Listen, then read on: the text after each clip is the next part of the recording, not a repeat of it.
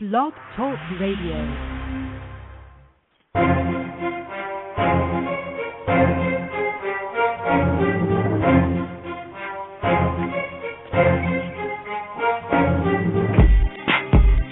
Good morning, Kingdom Warriors. Just tuned into the Breaking Out of the Matrix broadcast. Today's date is Thursday, August 21st, 2014. We got another special edition program here for you. Dr. Chuck Baldwin is back with us again after our intense conversation last week. And we've got a lot to discuss, a lot to talk about. Looking forward to some more folks joining us in the chat room here today. If you do have some questions for us for Dr. Baldwin, I'll do my very best to ask those as time allows here. I'm your host, Caleb Kikoy, a.k.a. the X-Man. Our website's matrixbreakout.com, warriorsrising.com, and you can email us at info@matrixbreakout.com with questions, concerns, prayer requests, or anything else like that. So once again this morning, I'm not going to do a whole lot of global or political news introduction because I want to dive right in here with Chuck again and kind of follow up on last week's broadcast. We talked last week a little bit about Chuck's newsletter and some things that were coming down the pipeline here.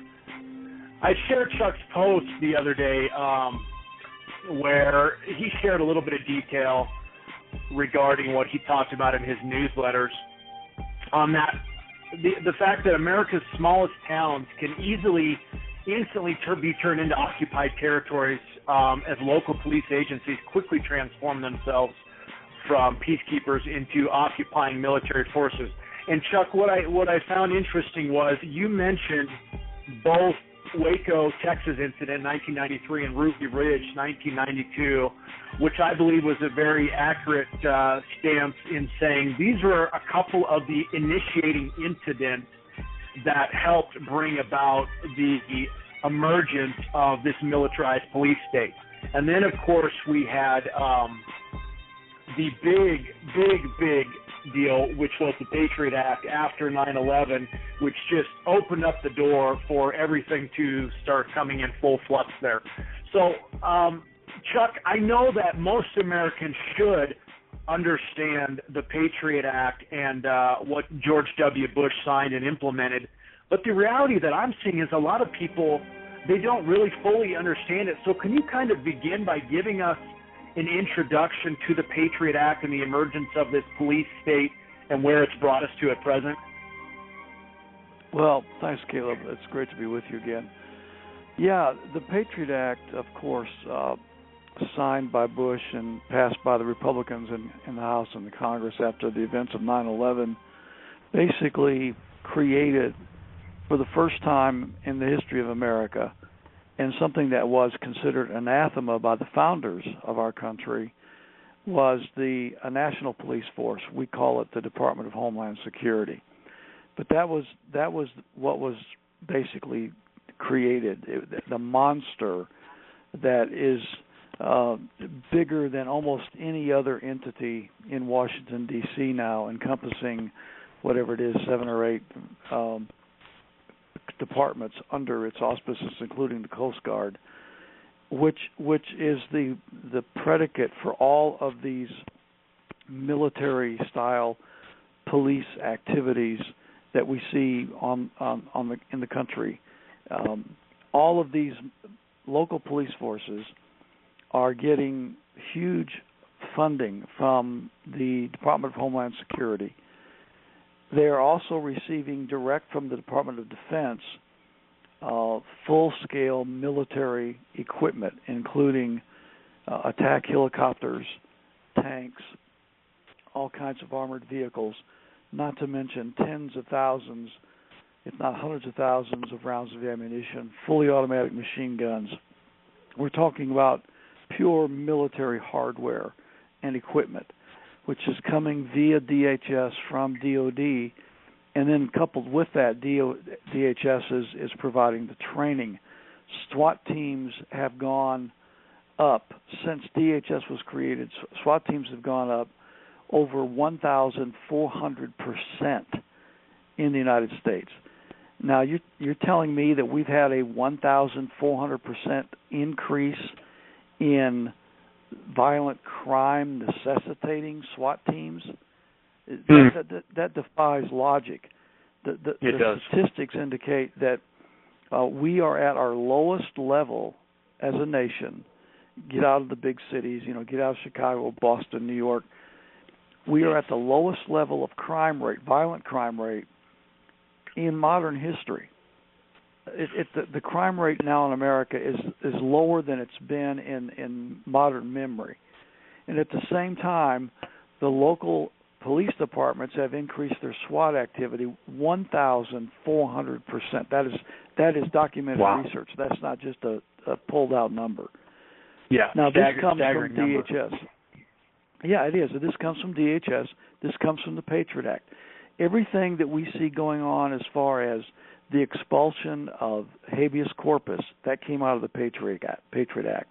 The evisceration of the Fourth Amendment searches and seizures, where the police can, or military for that matter, can seize you without a warrant, without a court order, do not have to tell you what you're being charged with, can hold you indefinitely, can even send you to prisons outside the United States, potentially denying American citizens the right to a trial by jury, the right to a speedy trial, the right to have an attorney present, the right to be told what you're being charged with. All these things have been done under the rubric of the Patriot Act. So the Patriot Act is the umbrella that has enveloped this entire militarization of police, the creation of a police state under DHS. It all started when George W. Bush signed the Patriot Act into law. Yes, and it's interesting that the fact that they can arrest and detain you right here on domestic soil, and this, of course, was, as Chuck was saying, the follow-up to the Patriot Act that our friend Obama helped initiate here. Isn't it interesting how that was passed right under the radar? I mean, Chuck, you didn't see a lot of mainstream coverage of any of that going on, correct? Yeah. You never do. But let's clarify. Obama did not initiate it. He continued it, but George W. Bush initiated it. Mm-hmm. That's the thing when it comes to this topic. We have to lose all of our party labels, and we just have to throw them out the window. They mean nothing. Conservative, liberal, Democrat, Republican, Christian, secular. It means nothing. When it comes to the creation of a police state, almost everybody's on board. The Feinstein, Schumer wing of the Democrat Party's on board. Now, most of the Republicans are on board. In fact, when it comes down to this topic, the Republicans are more aggressive in trying to implement these kind of police state tactics in the country than Democrats are. I mean, let's be honest. That's true. Most of this stuff really has the impetus from the neocons in the Republican Party. So, you're left with, some of your Tea Party people like Rand Paul. I mean, look what the GOP establishment has done to Rand Paul since he came out and was being very honest and said, look, we're militarizing our police agencies. And Ferguson, Missouri has been one of the largest recipients of military hardware from the Pentagon of any of the smaller towns in America. I mean, is that a coincidence that Ferguson is one of the top recipients of all this military-style training and hardware from Washington, D.C., and then you had this overt display of police state tactics, on display in Ferguson? I don't think it's a coincidence. Rand Paul came out and just made a mention. I said, we've got to stop militarizing the police. He said sometimes the minorities are the victims of these brutality cases and these rogue police, officers, etc.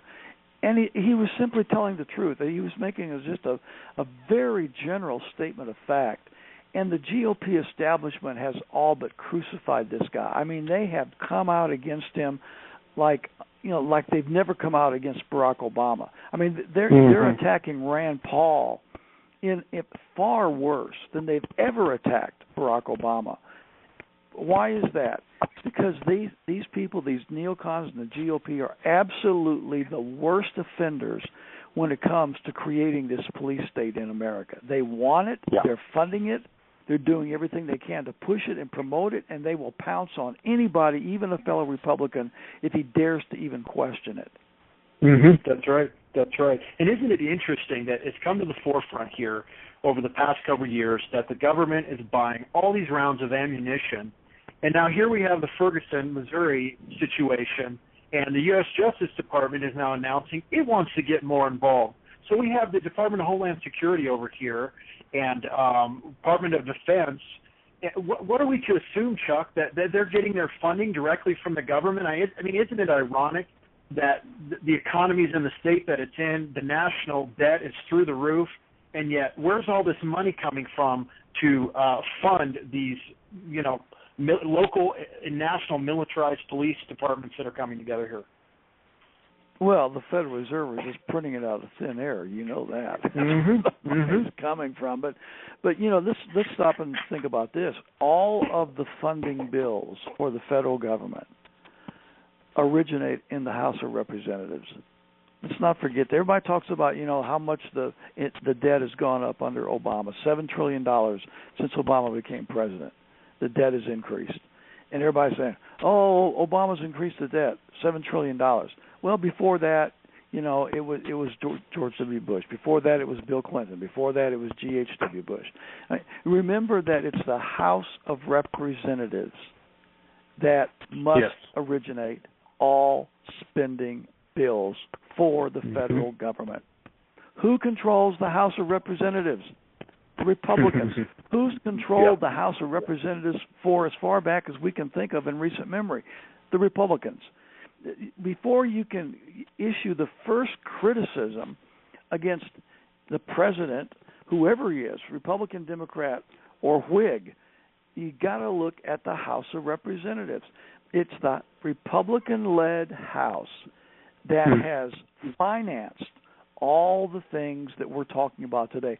And when it comes to national security issues, and I put that in quotes, when it comes to law and order issues, and I put that in quotes, the Republicans will spend anything. There is no limit. There is no debt ceiling. It doesn't matter how in debt we are. It doesn't matter what else is going on with the economy. It doesn't matter what is happening with anything else in the country. When it comes to anything that remotely relates to national security issues in their mind and law and order issues in their mind, they are going to fund it.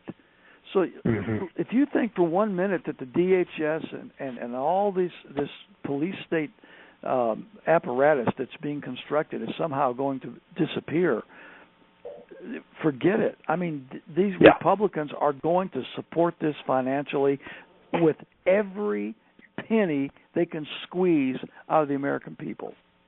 Yeah. Are you hearing? I hope you're hearing this, listeners. This whole, and Chuck nailed it, this whole party paradigm has to be busted wide open. I mean, it is illusion meant to isolate and segregate and divide people, and they've done a very good job. But are you hearing that it is the Republican Party that is funding all of this? And if you don't understand, and Chuck mentioned this just a few minutes ago, the Federal Reserve and fractional reserve banking, you need to understand how this money system works. We've done some broadcasts on that you can go back and listen to. And you need to understand that they are able to print this money out of thin air because there's no gold standard. It has no backing. This is why it keeps going and going and going, and the debt ceiling keeps escalating. If you're just tuning in here, we're with Dr. Chuck Baldwin, chuckbaldwinlive.com. Make sure you get on your website. His latest newsletter, Police Abuse, Riots, and AR-15 Rifles. It's definitely a must-read right now. So you were throwing out these percentages, Chuck, of how violence is now down in America, but here we sit on a precipice of what's a very volatile situation with the border and the potential of intense violent outbreak is just hinging right here on the edge. What are your thoughts on that situation? My thoughts on that situation is the federal government knows exactly what they are doing on the southern border, and it's intentional. We have to recognize that among the people that are coming across the border are tens of thousands, no, literally hundreds of thousands of criminals. We're not talking about petty thieves. You know, we're not talking about people just are criminals by virtue of the fact that they came across the border, which of course they are, but that's not what we're talking about. We're talking about violent criminals. We're talking about murderers. We're talking about rapists. We're talking about gang members. We're talking about MS-13.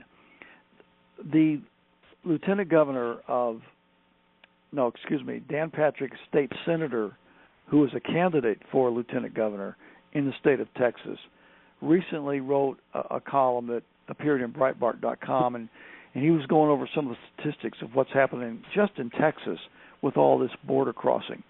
For example, he said that they know that there are over 100,000 violent gang members, illegals, from Mexico in the state of Texas alone. Think about that. Over 100,000. We're talking MS-13 here. If anybody doesn't know who MS-13 is, boy, you need to find out about this group, because this is one. I mean, these people make Al Capone look like a Sunday school teacher. I mean, these people are in the same league with ISIS, over there in the Middle East, and these Muslim terrorists. Now, this is the kind of violence that these people use on a daily basis. They are one of the most lethal, one of the most violent, notorious gangs that mankind has ever seen. And MS-13 is on the border, and they are actually recruiting the young men, anywhere between 12 and 18 or 20. These people that are coming, they're being recruited into MS-13. Dan Patrick said that there's 100,000 violent gang members from Mexico in the state of Texas, illegal aliens in the state of Texas right now that he knows about.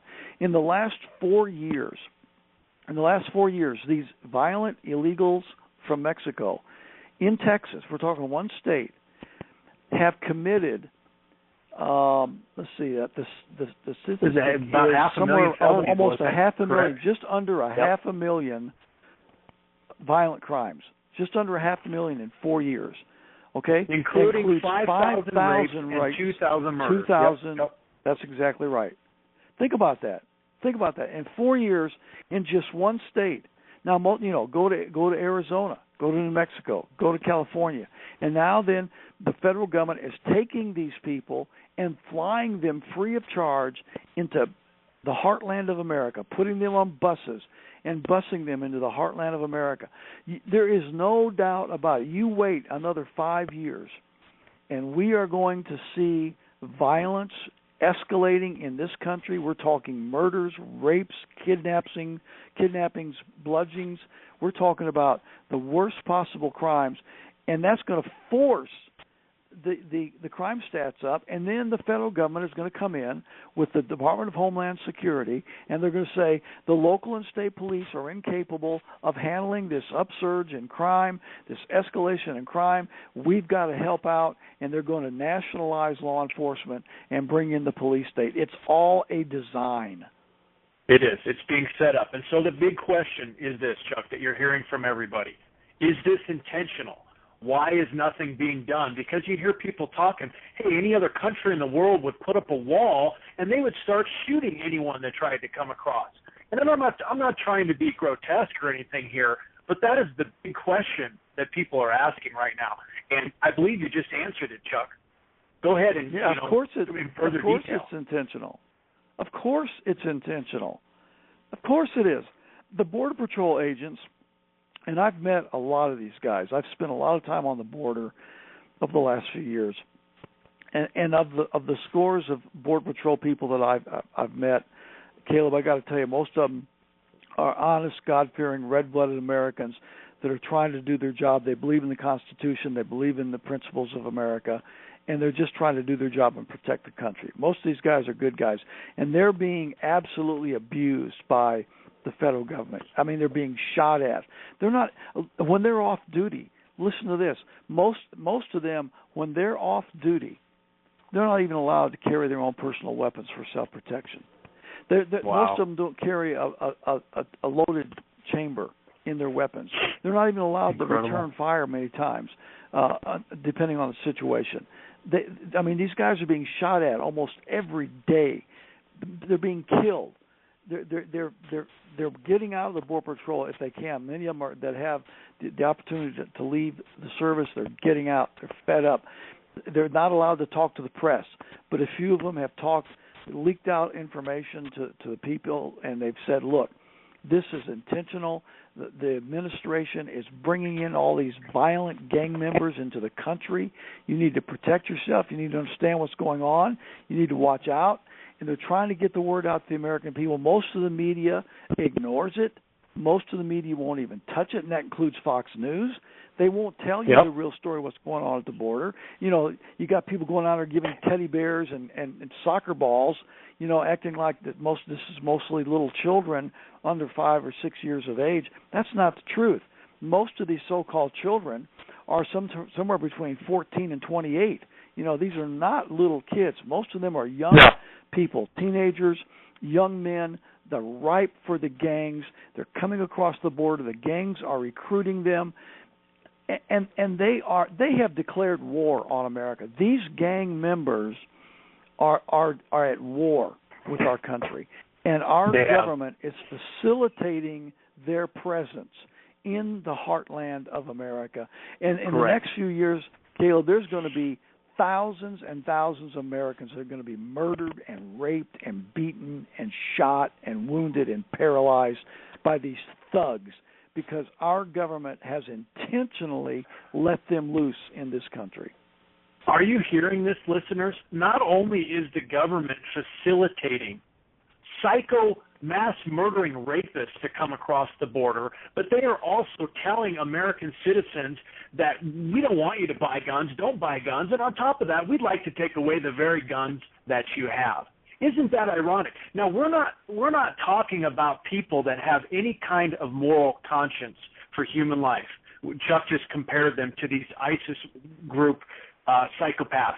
Not only do these peoples have no moral conscience to take a human life, but they get their kicks out of dismembering, beheading, and raping innocent women, children, and whoever. Okay, these aren't normal people. If you'll let me, they're highly demonized and highly driven, and they are being almost welcomed per se across the border. So, friends, this should be a huge eye opener. And I know I'm very fired up right now. 30 minutes isn't long enough to even really get into this, but it's hard not to grieve and look at what's happening and go, why? Why are we sitting here so emasculated and desensitized that we're not even taking action? I mean, where do we go from here? It's like this domino chain reaction, Chuck, that is in motion that we can't stop. I mean, where do we go from here? Where do we even start? Well, we start by doing what we're doing right now, by informing and making people aware. And by the way, since we're talking about ISIS a little bit, there's a report that just broke a few days ago that says that these Mexican gangs like MS-13 are now in communication with the ISIS terrorists of the Middle East. That's right. Here's a question we should be asking ourselves. I wonder how many of these ISIS terrorists are coming across the border. I mean, we're our Border Patrol people are finding all kinds of Muslim material, prayer rugs and garb and things of that nature along the border. And I've been posting about it for the past couple of weeks. They're discarding this stuff so that they can kind of mask who they really are. So how many of the ISIS terrorists from the Middle East are coming through the border. They're coming into the Panama Canal. Then they're coming up through Central America, through Mexico, and through the border into the United States. We don't even realize how many of the Muslim terrorists from the Middle East are included in these people that are coming across the border. And if they're starting to organize with MS-13, I mean, we're talking about, again, two of the most notorious, most violent groups of people in the history of the world that are going to be teaming up at the border and coming into the United States. I mean, this is so serious. And for Christian people especially to yawn at this. And where are the pastors, Caleb? Where are the pastors to warn the people what's going on? I mean, you talk about the need of self-defense. If you ever thought you might need an AR-15 semi-automatic rifle, you need one now, friends.